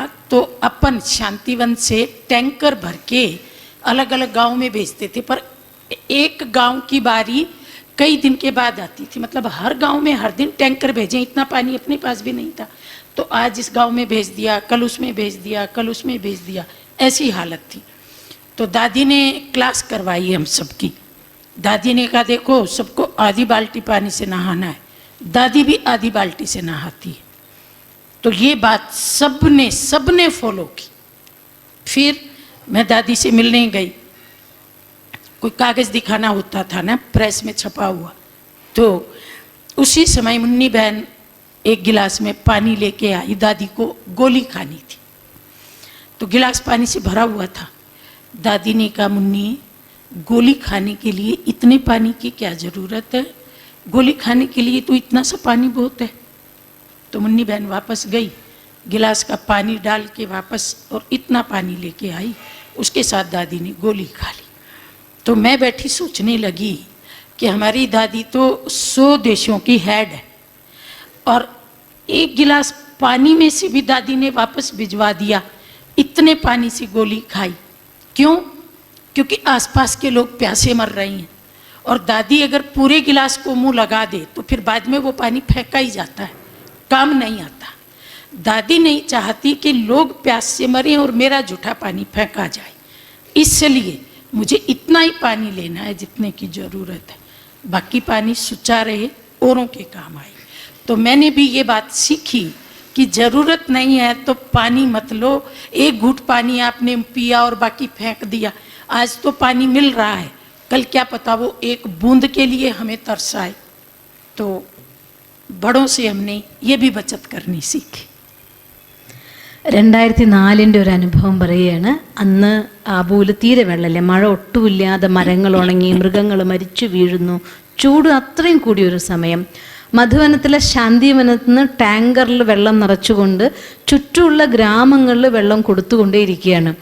എന്നും ഒരു ഗ്രാമത്തിൽ വെള്ളം കൊടുക്കാൻ പറ്റില്ല. ഒരു ദിവസം ഒരു ഗ്രാമത്തിൽ കൊടുത്താൽ വേറൊരു ദിവസം വേറെ ഗ്രാമത്തിൽ, ഇങ്ങനെ ഗ്രാമങ്ങൾ തോറും വെള്ളം ദാനം ചെയ്തുകൊണ്ടിരിക്കുന്ന സമയം.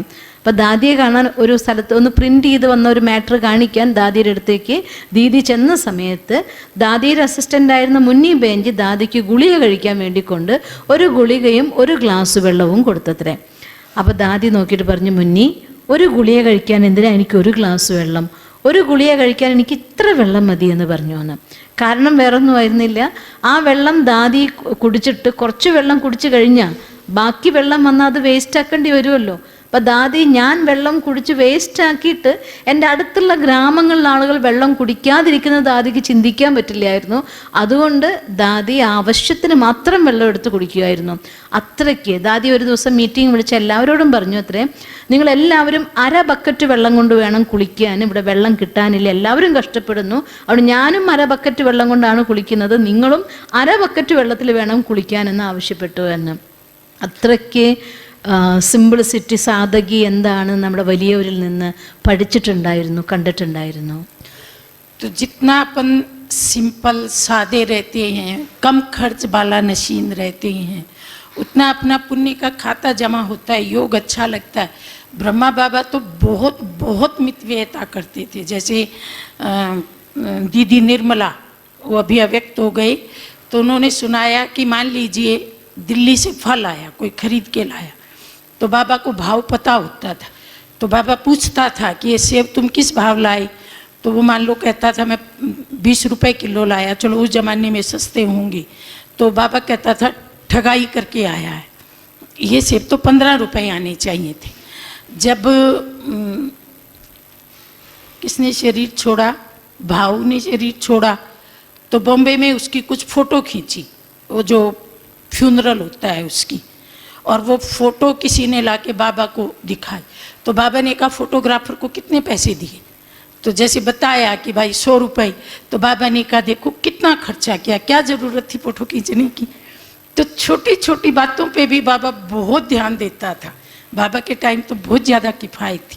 और जब बाबा की धोती सामने से फट जाती थी ना, घुटने पर से धोती फटती थी, वो कॉटन का कपड़ा होता है ना, घिस जाता है, तो बाबा यहाँ से फाड़ के दूसरी तरफ से उसको जोड़ लेता था और फिर उसको पहनता था. तो घुटने पे वो जोड़ दिखाई देता था, लेकिन वो धोती और लंबे समय तक चल जाती थी. इतना कहता था ऑफ सीजन है बच्चे, यही कपड़े, शर्ट फट गई तो उसको भी टांका लगवा लिया. ऑफ सीजन में बाबा ऐसे कपड़े पहनता था. बाबा को कोई नया पिल्लो कवर चढ़ा दे पीछे से, तो बाबा देख लेता था, लच्छू ये मेरा पिल्लो कवर कहाँ गया, बाबा यही आपका है, ना ना ये मेरा नहीं है, मेरा पुराने वाला है. तो वो नया उतरवा देता था और किसी को गिफ्ट दे देता था. एक बार कोई बाबा के लिए बढ़िया शॉल लेके आया, तो लच्छू दादी कहती है बाबा आप अपनी हर चीज़ किसी ना किसी को दे देते हो, ये आपको देनी नहीं है, आपको ही ओढ़नी है. तो बाबा कहता था ये बच्ची तो मेरी भी नानी है, मेरे को शिक्षा देती है. और फिर जैसे ही बाबा उसको कंधे पे रख के कमरे से बाहर निकले, तो एक दिल्ली का युगल था, ठंड में ऐसे सिकुड़ के बैठा था. बाबा ने कंधे से शॉल उतारी और उसको उड़ा दी, ले बच्चे तेरे को बहुत ठंड लग रही है ना. तो बाबा कोई नई चीज़ अपने लिए नहीं रखता. ബ്രഹ്മബാബ അത്രയും മിതവ്യയത്തിൻ്റെ ആളായിരുന്നു. ഒരാൾ 1 കിലോ ആപ്പിൾ ഡൽഹിയിൽ നിന്നൊക്കെ കൊണ്ടുവന്നാൽ പോലും ബാബ ചോദിക്കായിരുന്നു ഇത്ര മോനെന്താ എത്ര വിലയായി. ഇപ്പോൾ 20 രൂപ എന്ന് പറഞ്ഞാൽ 12 രൂപ 15 രൂപയ്ക്ക് വാങ്ങേണ്ട സാധനമായിരുന്നു, അത് 5 രൂപ കൂടുതൽ ചിലവഴിച്ചു എന്ന് ബാബ പറയുമായിരുന്നു. ഓരോ സാധനത്തിനെ കുറിച്ചും അത്രയധികം ബാബ കെയർഫുള്ളായിരുന്നു. ബാബയുടെ കുർത്ത കീറിയാൽ, കുറച്ച് ഇറങ്ങി നിൽക്കുന്ന കുർത്ത കീറിയാൽ മുട്ടിൻ്റെ താഴത്തേക്കാണ് കീറിയതെങ്കിൽ ബാബ ആ ഭാഗം അങ്ങനെ കട്ട് ചെയ്തിട്ട് അവിടെ നിന്ന് വേറെ ജോയിൻ ചെയ്തിട്ട് പറയും നോക്കി ഇത് ഓഫ് സീസണിൽ, അതായത് കുട്ടികൾ വരാത്ത സമയം ഉണ്ടാവുമല്ലോ, ഇതൊക്കെ ആ സമയത്ത് ബാബ അണിയാന്ന് പറയും. കൈ ചിലപ്പോൾ കീറിയാൽ അത് തുന്നിപ്പിച്ചിട്ട് അത് വേറെ കളയാതെ എടുത്തു വെക്കും, ഇത് ഓഫ് സീസണിൽ ബാബ ഇട്ടോളാന്ന് പറയുമായിരുന്നു എന്ന്. അത്രയ്ക്കധികം ബാബ ചെലവഴിക്കുന്നതിനെ കുറിച്ച് വളരെയധികം ബാബ കെയർഫുള്ളായിട്ട് ചെലവഴിക്കുന്നുണ്ടായിരുന്നുള്ളൂ. ഒരു പൈസ പോലും വേസ്റ്റായിട്ട് ബാബ ചെലവഴിക്കുന്നേ ഇല്ലായിരുന്നു. और जब बाबा कहीं भी जाते थे तो पहले से मैसेज भिजवा देते थे कि बाबा को कोई फूल ना दे, फूलों पे खर्चा ना किया जाए, बाबा के लिए तो बच्चे ही फूल हैं. और बाबा जिस कमरे में रहे वो छत टपकती थी. तो बच्चों ने कहा नए मकान बन गए बाबा, आप नए मकान में चले जाओ. तो बाबा ने कहा जब शिव बाबा इस पुराने मकान में आता है तो बाबा नए मकान में जाके क्या करेगा। जो सर्वेंट होता है ना वो सर्वेंट क्वार्टर में रहता है, मालिक रहते हैं नए मकान में, तो बच्चे मालिक हैं, वो नए मकान में रहेंगे, ये तो सर्वेंट है, तो उसके लिए यही जगह ठीक। പിന്നെ 2 പോയിന്റ് നേരത്തെ പറയാൻ വിട്ടുപോയിട്ടുണ്ടായിരുന്നു. ഒന്ന്, നമ്മുടെ ഭാവു ദേഹം വിട്ട സമയത്ത് അതിൻ്റെ ശവസംസ്കാര കർമ്മത്തിൻ്റെ ഫോട്ടോ എടുത്തിട്ടുണ്ടായിരുന്നു. അപ്പോൾ ബാബ ചോദിച്ചു പോലും ഈ ഫോട്ടോ എന്തിനാ അടുത്ത്, ഇത് വെറുതെ അതിൻ്റെ പൈസ ചെലവഴിച്ചല്ലോ എന്ന് ബാബ പറഞ്ഞു എന്ന്. ബാബയ്ക്ക് എന്തെങ്കിലും സാധനം ആരെങ്കിലും കൊണ്ടുവന്നാൽ അതെല്ലാം ബാബ മറ്റൊരാൾക്ക് ഗിഫ്റ്റായിട്ട് കൊടുക്കുമായിരുന്നു. അപ്പോൾ ഒരിക്കൽ ലച്ചുദാദി പറഞ്ഞൊരു ഷോൾ പുതിയത് വന്നപ്പോൾ ബാബ ഇത് ആർക്കും കൊടുക്കരുത് കേട്ടോ, ബാബയ്ക്ക് കിട്ടുന്ന എല്ലാ നല്ല സാധനം ആർക്കെങ്കിലും കൊടുക്കുമെന്ന് പറഞ്ഞു എന്ന്. അപ്പോൾ ബാബ ശരിയെന്ന് പറഞ്ഞിട്ട് ഈ കുട്ടി എൻ്റെ അമ്മമ്മയാന്ന് തോന്നുന്നുണ്ട്, എന്നെ പഠിപ്പിക്കുകയാണെന്ന് പറഞ്ഞുകൊണ്ട് ആ ഷോള് തോളിലിട്ട് പുറത്തിറങ്ങി വന്നപ്പോൾ അന്ന് വന്നിട്ടുണ്ടായിരുന്നൊരു യുഗളുണ്ടായിരുന്നു. തണുപ്പോണ്ട് ഇങ്ങനെ വിറച്ച് കുനിഞ്ഞുകൂടുക. ബാബ ഉടനെ ആ ഷോളെടുത്ത് ആ കുട്ടികളെ പുതപ്പിച്ചു കൊടുത്തു. ബാബ തനിക്ക് വേണ്ടി ഒരു പുതിയ സാധനം ഉപയോഗിക്കില്ലായിരുന്നു, എല്ലാം പഴയത് ഉപയോഗിക്കും. എല്ലാവർക്കും നല്ല സാധനങ്ങൾ എന്ത് വന്നാലും കൊടുക്കും. ഒരു പില്ലോ കവർ ബാബയ്ക്ക് ഇട്ടൊരു പ്രാവശ്യം പുതിയതായിരുന്നു. ബാബ പറഞ്ഞു എൻ്റെ പില്ലോ കവർ അല്ലല്ലോ ഇത്, അത് ബാബയുടെ തന്നെയാണെന്ന് പറഞ്ഞു. അല്ലല്ല, ഇത് പുതിയതാണ്, ഇത് ആർക്കെങ്കിലും ഗിഫ്റ്റ് കൊടുക്കാമെന്ന് മാറ്റി വെപ്പിച്ച് പഴയത് തന്നെ ബാബ ഉപയോഗിച്ചു. ബാബയുടെ മുറിയിൽ വെള്ളം ചോരുമായിരുന്നു. അപ്പം അതുകൊണ്ട് പുതിയ ബിൽഡിംഗ് ഉണ്ടാക്കിയ സമയത്ത് പറഞ്ഞു ബാബ ഇനി പുതിയ വീട്ടിലേക്ക് താമസം മാറ്റാൻ പറഞ്ഞപ്പോൾ ബാബ പറഞ്ഞു അത്ര, നോക്ക് ശിവബാബ ഈ പഴയ വീട്ടിലല്ലേ വന്നത്, അതുകൊണ്ട് ബാബയും അതേ പഴയ വീട്ടിലേ താമസിക്കുള്ളൂ. അധികാരികൾ പുതിയ വീട്ടിലും സർവൻസ് പഴയ വീട്ടിലും താമസിക്കും. ബാബ സർവൻ്റാണ്, അതുകൊണ്ട് ബാബ പഴയ വീട്ടിൽ താമസിക്കും എന്ന് പറഞ്ഞു. टाइम तो हो गया पर 1-2 बातें और सुना दूं। अभी जी बहन जी बोलिए ना। बोलूं? ओके। जब बाबा समर्पित हुआ तो बाबा का पूरा परिवार भी समर्पित हो गया। पूरा यज्ञ मम्मा के हाथ में आ गया। मतलब बाबा ने जो प्रॉपर्टी समर्पित की तो उसको संभालने की ड्यूटी तो मम्मा की हो गई ना। मैं ओम माता के कदमों में अपना सब कुछ अर्पित करता हूँ, बाबा ने ऐसे बोला था। तो मम्मा हेड हो गई। अब बाबा के हाथ में पैसा नहीं, जसोदा मैया के हाथ में कुछ नहीं, किसी के हाथ में कुछ नहीं, तो और बाबा का पूरा परिवार समर्पित हो गया। तो नारायण दादा को, जो बाबा का बेटा था, उसको एक रुमाल की ज़रूरत पड़ी। तो दादा ने अपनी माँ जसोदा को कहा कि मुझे एक रुमाल चाहिए। जसोदा मैया ने मम्मा को कहा कि नारायण को एक रुमाल चाहिए। मम्मा ने जो स्टॉक संभालती थी, सबकी अलग अलग ड्यूटी थी ना, उसको कहा कि नारायण को एक रुमाल दे देना। तो वो जमाना था जब जब भारत आज़ाद नहीं था और महात्मा गांधी का आंदोलन चलता था, तो खादी की चीज़ें बहुत चलती थी। तो खादी के टुकड़े आते थे छोटे छोटे, वो भी स्टॉक में पड़े थे। और एक रेशमी रुमाल होता था इतना बड़ा, जिसके कॉर्नर पे फूल होते थे। किसको याद है वो रुमाल? बड़ा साइज का होता था और कॉर्नर पे फूल होते थे। बहुत अच्छा बढ़िया रुमाल माना जाता था।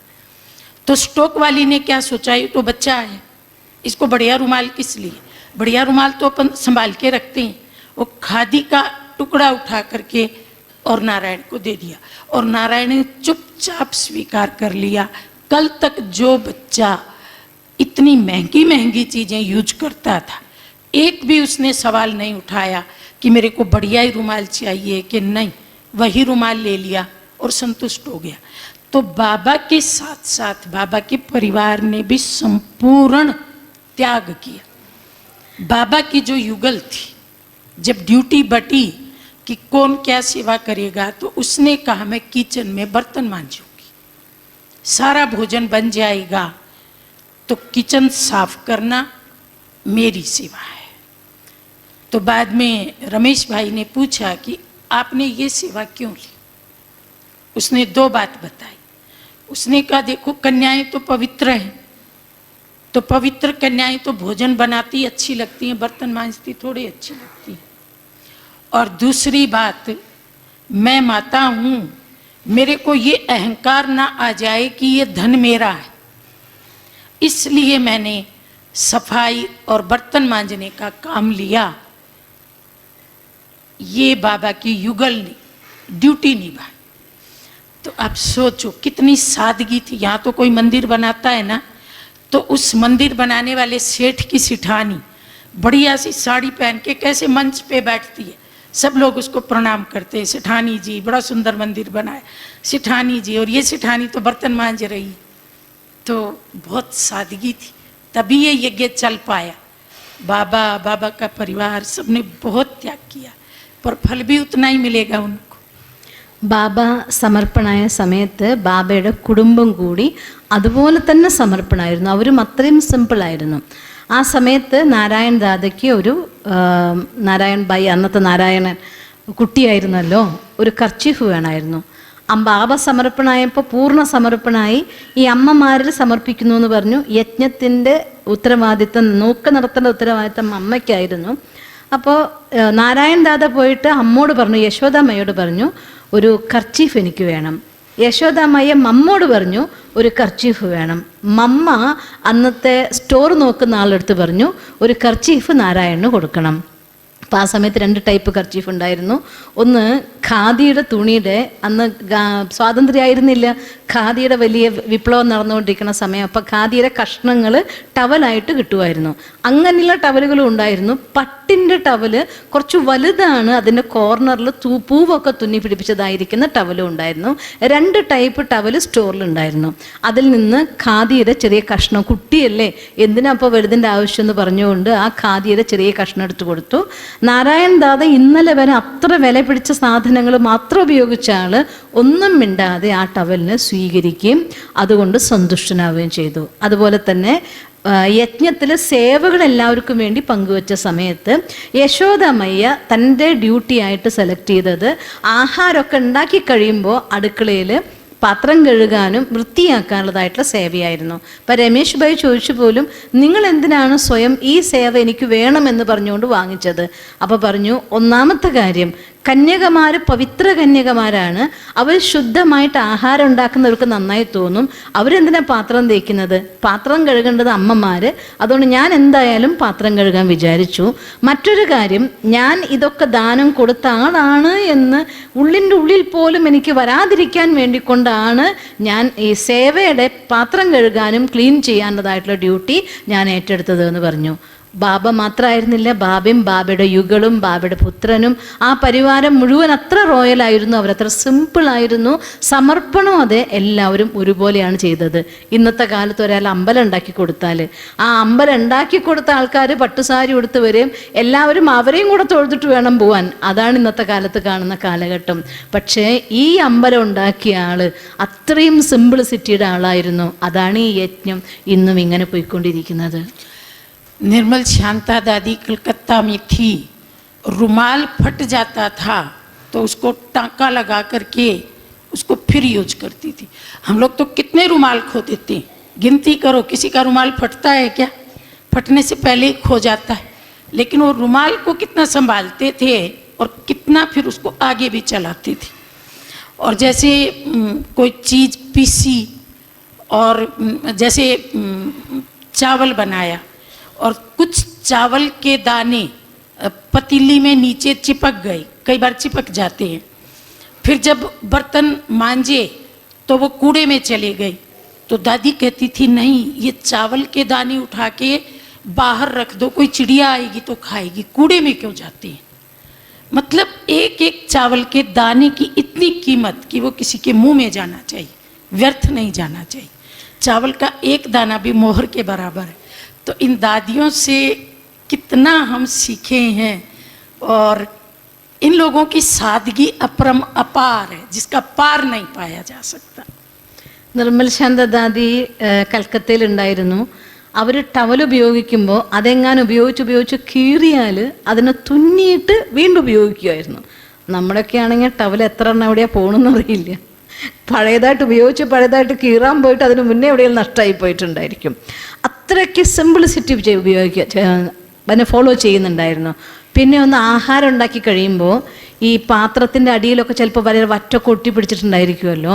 അത് ശ്രദ്ധിക്കാതെ പാത്രം തേക്കുന്നവർ തേച്ചിട്ട് കഴുകിയിട്ട് ആ വറ്റ് അഥവാ വേസ്റ്റ് ബോക്സിൽ കിടക്കുന്ന കണ്ടാൽ നിർമ്മൽ ശാന്താദി പറയും അത് വേസ്റ്റ് ആക്കല്ലേ, ആ അന്നത്തിൻ്റെ വറ്റൊക്കെ പെറുക്കിയെടുത്ത് പുറത്ത് എന്തെങ്കിലും പാത്രത്തിലിട്ട് വെക്കുക, വല്ല കിളികൾ കഴിച്ചോളുമല്ലോ എന്ന് പറയും. ഒരു മണി അന്നം പോലും അത് വേസ്റ്റ് ആക്കരുത്. അതിന് അത്രയും അമൂല്യമായിട്ട് വില കൊടുത്തുകൊണ്ടായിരുന്നു ദാദിമാർ പെരുമാറുന്നുണ്ടായിരുന്നത്. ഈ ദാദിമാരുടെയൊക്കെ സിംപ്ലിസിറ്റി അത് അപരമപാരാണ്, അതിനൊന്നും പറയാൻ പറ്റില്ല. അത് ലിമിറ്റിൻ്റെ അപ്പുറത്താണ് അവരുടെയൊക്കെ സിംപ്ലിസിറ്റി ആയിരുന്നത്. और मम्मा 3 महीने बेंगलोर में सेवा करके उसके बाद फिर दादी जानकी के पास पूना में गई थी. तो एक दिन वहाँ पूना में भी दादी ने जब चावल बनाए और मम्मा ने वाश बेसिन में एक चावल का दाना देखा, तो मम्मा ने कहा जनक ये क्या है, ये एक दाना नहीं है, ये एक मोहर है, मतलब एक दाना वाश बेसिन में क्यों पड़ा है. तो उसे धुलाई कर करके चावलों में डाला गया और दादी को ये समझ में आया कि भाई चावल धुलाई तो करो पर एक दाना भी वाश बेसिन में नहीं जाना चाहिए. 3 മാസം ബാംഗ്ലൂരിൽ സേവ ചെയ്തിട്ട് മമ്മ പൂനെയിൽ ജാനകി ദാദിയുടെ അടുത്ത് എത്തിയിട്ടുണ്ടായിരുന്നു. അപ്പോൾ ജാനകി ദാദി അതുപോലെ തന്നെ ആഹാരം കഴിച്ച് കഴിഞ്ഞ് കഴുകിയപ്പോൾ അതിൻ്റെ സിങ്കിൽ ഒരു മണി വറ്റ് കണ്ടു. മമ്മ ചോദിച്ചു ജാനകി ഇതെന്താ ഈ കാണുന്നത്? ഇതൊരു മണി അരിയല്ല, ഒരു നാണയമാണ്, അത്രയും വിലപിടിപ്പുള്ളതാണ് എന്ന് പറഞ്ഞു. അങ്ങനെ ആ ചോറിനെ കഴുകിയെടുത്തിട്ട് അത് കഴിക്കേണ്ട പാത്രത്തിലിട്ടു. ഒരു മണി പോലും വേസ്റ്റാക്കാൻ, വേണമെങ്കിൽ അത് കഴുകി ശുദ്ധമാക്കിയിട്ട് ഉപയോഗിക്കാം, അപ്പോഴും കളയരുത്. അതായിരുന്നു മമ്മയുടെ പോളിസി. അത്രയും വില അതിന് കൊടുക്കുമായിരുന്നു. बाबा बच्चों को शिक्षा देते थे. जैसे आज सुबह की मुरली थी ना कि भाई अक्षमा करो पहले, शिक्षा बाद में दो. तो जैसे किसी दिन को बहुत बढ़िया चीज़ बनी, जलेबी बन गई मान लीजिए, तो बच्चों को तो क्रेज होता था एक की जगह 2 जलेबी मिल जाए किसी बच्चे को, कोई ऐसे खा भी लेता था. तो जब रात को कचहरी होती थी ना तो मम्मा बैठती थी और बाबा भी कई बार कचहरी में आ जाता था. खास कोई बात कहनी होती थी, सारे बच्चे बैठे होते थे, तो बाबा देखो कैसे बोलता था, मम्मा आज ना जलेबी बनी थी, बाबा को बहुत अच्छी लगी और बाबा का मन किया कि एक जलेबी और खा लो, पर बाबा ने नहीं खाई, क्योंकि अगर बाबा एक जलेबी और खाता तो किसी बच्चे के हिस्से की कम हो जाती, उस बच्चे को नहीं मिलती. बाबा का मन नहीं किया जलेबी खाने को, लेकिन सिखाने के लिए बाबा ऐसा बोलता था. तो जिन बच्चों ने 2 जलेबी खाई होती थी वो समझ जाते थे कि हमने 2 खाई तो किसी का हिस्सा हमने खा लिया, आगे से हमको नहीं खाना है. तो ज्ञान देने में भी इतनी सादगी, मतलब काम बन जाए पर किसी को फीलिंग भी ना आए. ഇന്നത്തെ മുരളി പറഞ്ഞല്ലോ, ആദ്യം ക്ഷമാഭാവം പിന്നെ പഠിപ്പിക്കുക എന്ന് പറഞ്ഞല്ലോ. ഇന്നത്തെ മുരളിയിൽ ഉണ്ടായിരുന്നില്ല ആ പോയിന്റ്. ബാബ എങ്ങനെ പ്രാക്ടിക്കലാക്കുമെന്ന് പറയുകയാണ്. പണ്ട് രാത്രിയിൽ കോടതി കൂടുമായിരുന്നല്ലോ ബാബയും അമ്മയും മക്കളൊക്കെ കൂടി. അപ്പോൾ ചിലപ്പോൾ ജലേബി ഉണ്ടാക്കുമ്പോൾ ചില കുട്ടികൾക്ക് തോന്നും ഒരെണ്ണം കിട്ടിയേ പോരാ, ഒരു 2 or 3 ഒക്കെ കിട്ടിയെങ്കിൽ എന്ന് ആഗ്രഹം തോന്നും, ചിലപ്പോൾ കഴിച്ചിട്ടും ഉണ്ടാവും. അപ്പോൾ അതറിയുമ്പോൾ ബാബ അവരെ പഠിപ്പിക്കാൻ വേണ്ടി കൊണ്ട് അന്ന് രാത്രി കോടതി കൂടുമ്പോൾ പറയും അത്രയും മമ്മയുടെ അടുത്ത്, മമ്മ ഇന്ന് ജലേബി ഉണ്ടാക്കിയപ്പോൾ ബാബയ്ക്ക് ആഗ്രഹം തോന്നിപ്പോയി, ഒരു ജലേബിക്ക് പകരം 2 or 3 ജലേബി കഴിച്ചാലോ എന്ന് കൊതി തോന്നിപ്പോയി. പക്ഷേ ബാബ അതെങ്ങാനും കഴിച്ചാൽ വേറൊരു കുട്ടിക്ക് കിട്ടാണ്ടായി പോവില്ലേ, അവരുടെ ഭാഗം ഞാൻ കഴിച്ചു പോവില്ലേ, അതുകൊണ്ട് ബാബ കഴിച്ചില്ല എന്ന് പറയുന്നു.